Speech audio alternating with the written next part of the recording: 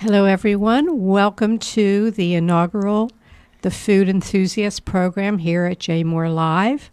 I'm Dara Bunjon. I'm a foodie gone awry. I'm an author, writer, publicist, food stylist, and tortured baker. Some of you might know me in the past from the Epicurean Club of Maryland. Things that I've done, I've been a food stylist for Stephen Racklin on Primal Grill, and done some work recently on the giant food commercials through Dan Macy, who's a food stylist. So if you see the holiday things, the one about Christmas and Thanksgiving, I did some of that food.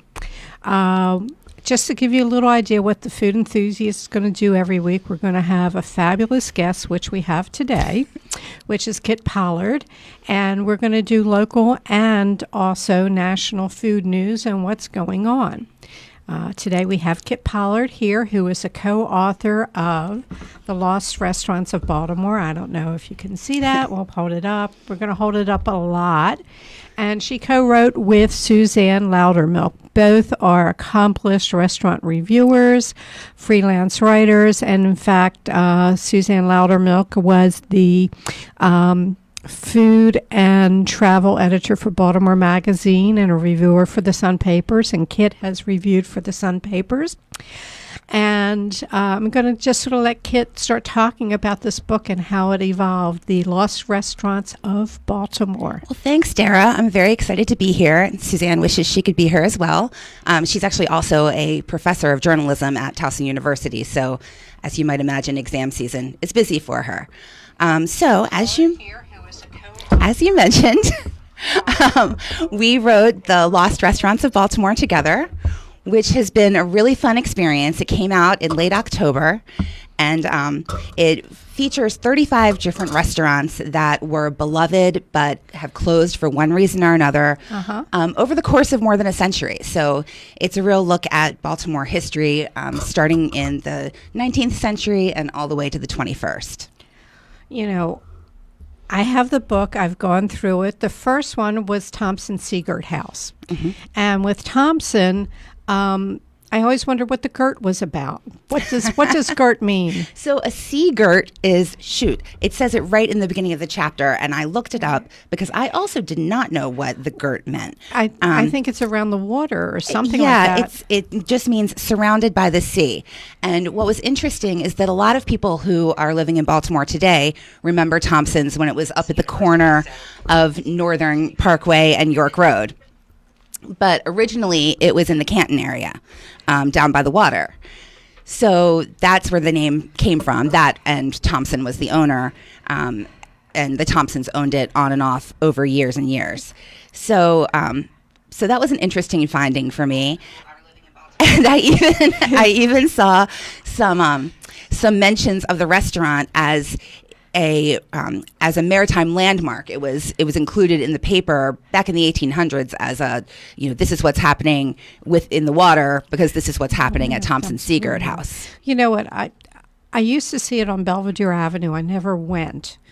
But in reading in your book, it said that's really where Crab Imperial started. They created it. Yes. Yep. And I'm a big Crab Imperial. I would rather make a Crab Imperial than I would crab cakes. I love Crab Imperial. And interesting, you write about the Chesapeake in here. Years ago, their recipe for their Crab Imperial was in the Sun Papers, and my mother had the very discolored yellow column with it. So I sort of have in my head how to make that. But it's very interesting. I think Thompson Seagert House was open for 106 years. Mm-hmm. I mean, many lifetimes. So it really, it has so many stories. You know, there are stories of people traveling there in a horse-drawn buggy, and then stories much, much, much later of people obviously driving there and parking right outside.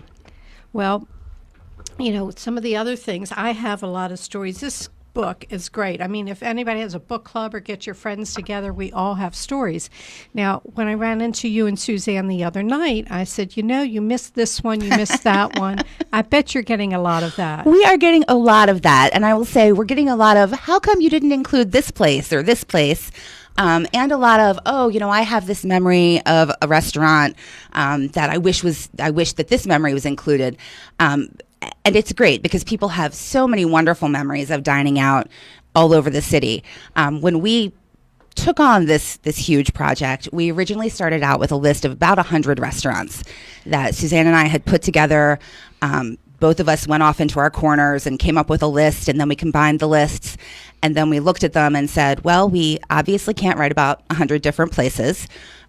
We have a word limit, a page limit, and we're human, and we can't spend 10 years doing this. So we whittled it down to 35 that we hoped represented all of the places that we represented the city sort of as a whole and the different types of dining experiences. Exactly, a good cross section. Right. And so we know there are a lot of favorites who didn't make the cut. Right. When I saw you, I said, what about Mijan Lowe's? What about Mandels? What about Sid Mandels? We were just talking about the story. When I was growing up and dating, there was Sid Mandels on Liberty Road, and then there was Mandel and Ballows on Reisterstown Road. And if you were on a date and you didn't want to be seen, you went to Sid Mandel's on Liberty Road, and you wanted to be seen, you went to Mandel and Ballows. But it was really rough if your date took you to Sid Mandel's. That was a tough one. I want to say hi to Susan Hargis and Sherry Abrams and Marilyn Nusanko for joining in and watching. I'm thrilled to have you here. If you have any questions or memories of restaurants that you grew up with, just put it in and we'll take a look at it. I think you had a time restraint as to which sort of also limited the restaurants you put in here. Initially, it was just supposed to be Suzanne Loudermilk. Yes. So she originally, our publisher, Arcadia Publishing, approached her. Suzanne had written an article for Baltimore Magazine years ago about some of these restaurants and places that she remembered and that people remembered and loved. The publisher saw the article and reached out to her to see if she'd be interested in writing a book like this. She said yes, because of course she wanted to write this book. And then she started to look into what it was going to take to write it and realize that if she did it on her own, it would be a 10-year project at a minimum. So she reached out to me to see if I'd be interested. She and I have known each other for years. As I mentioned earlier, you introduced us, so thank you for that. Which I totally forgot about it, but well, it was ages ago. But so we knew each other, and she knew that I was, I'm interested in restaurants, and I love writing about restaurants, and also I'm a huge history nerd, so this is a really nice match of those two things. So I said yes immediately. But it still ended up taking us about 2 years, even dividing the work up between the two of us.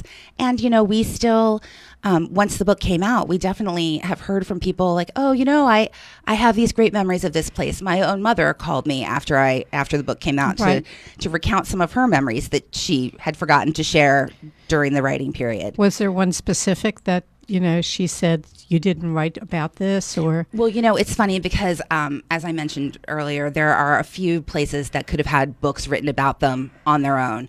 And one of them is definitely the Pimlico Hotel. And the day the book came out, my mom called and said, hey, did I ever tell you about that time that your grandparents took me to the Pimlico Hotel just after your father and I started dating? I was like, no, Mom, you didn't. And then a few days later, I got a phone call from one of the people, one of the children of the family who ran the Pimlico, one of the Davis offspring. Right. And she mentioned, and I hadn't been in touch with her. I hadn't found her during my research.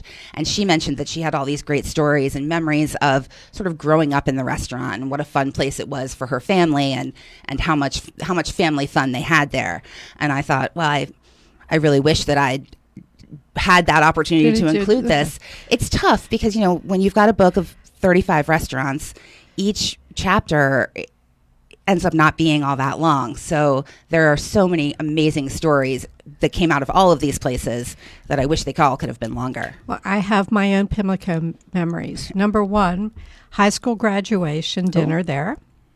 My wedding dinner there. Wow. Interesting story about my late friend Margaret Sullivan, who was a producer out at Maryland Public Broadcasting. And they had Jacques Pepin in. They were doing a fundraiser for public broadcasting. And she called up ahead of time and she said, I'm bringing in Jacques Pepin for dinner. And they go there and they said, we're sorry, you're going to have to wait for your table. Everybody waited at the Pimlico, though, right? Well, I think she went up to, I'm trying to remember, which is hard considering my age, that she went up to Lenny and said, I have Jacques Pepin here. We can't just sit here. So he sent a waiter over to Jacques Pepin and he said, would you like some wine? So Jacques Pepin, he says, well, what kind of wine do you have? And the waiter looked at him. He says, well, we have white and we have red. So, very interesting. They used to have a single night every Thursday night. The place was packed. So a lot of memories for me there. It sounds like everyone who went had a great time. My mom's memories were just really fun. She does remember waiting for a long time because when they arrived, it was jammed. And in a good way. My mom said her parents had a blast just hanging out in the bar, people watching, and, having a cocktail. Yeah, Boogie Wineglass used to go there. I'd see Richard Scher there. Everybody was there. Jim Palmer. I want to say hello to Arlene Finkelstein Morosky. Thanks for tuning in, Arlene. Glad you think it's cool. If you have any questions or anything about the restaurants that you grew up with for Kit, please, put it in here and we'll address it. So much going on. In how did you two decide who did what restaurants for the book? This is actually sort of a boring part of the story. We had an alphabetical list of restaurants, and I took the first half, she took the first half and I took the second. So Hausner's was her cutoff. That was the last one. And Hutzler's was my first. Well, Hutzler's I remember, but I didn't remember so much as I would go to the restaurant that was down in the basement. You went through the tunnel and they had chow mein there. I think that's the first time I ever had chow mein. It was, and the waitresses. Yep. I would go with my mother. I have a lot of people have really fun memories of going with their moms and their grandmothers even and getting dressed up and really enjoying it. And I think it's interesting too. You mentioned chow mein. How much Chinese food has a really interesting history in the city. Speaking of the Pimlico, it was so interesting to me that was a big part of their menu. Right. Back in the day when, what you had was Mijan Lowe's, or you had the White Rice Inn or Jimmy Woo's, the Lotus Inn out on Reisterstown Road. There wasn't much Chinese, so for a restaurant of the Pimlico to sit there and have a very large Chinese menu was really, I know my mother would go there and get the egg rolls. And somebody recently was doing the Pimlico egg rolls. The egg roll was on the elephant menu briefly. Oh, okay. When they opened, as sort of a nod to the family and the history of the restaurant and the influence that it had in the city. Somebody recently did the Pimlico cake. There are Pimlico cakes in a handful of places throughout the city, and you can get them sometimes places like Atwater's. You can buy them. Let me see if I can remember where it is right now. I don't know if I read it in your book or somebody just said they went there and they had it. Since you and Suzanne were talking about the past, let's talk about the future. I'm going to throw you a little hook. You're out and about. You write for Baltimore Fishbowl. You do reviews for them and the updates on what's going on in the restaurant industry and events that are going on. Always a lot. Always a lot. Trends. Do you see any trends or any feelings about what's going to be happening 2020 in restaurants or in food? That's a good question. I think we've had a couple of really interesting high-profile openings in the city recently. Places like True Chesapeake, that it's rooted in what the city does best, seafood, but really cool stuff, and really interesting twists on traditional food there. So I think we'll see more of that. Right. They just got 4.5 stars from the Sun. I saw that. And, I haven't actually been there to sit down and eat yet. I was at the opening party and everything was fantastic. I look at it and then Chelsea, I hope I'm pronouncing her name correctly, Gregory. It looks like Gregory. Chelsea, I'm sorry. She is the beverage manager and just through Esquire magazine was voted top beverage manager for any restaurant in the country. And I'm happy to say that on December 26th, she's going to be joining us, and we're going to be talking about cocktails and New Year's Eve and, her background in mixology, but she's fabulous, and I'm so thrilled for both True Chesapeake Oyster and also for Chelsea for the award, well deserved for both of them.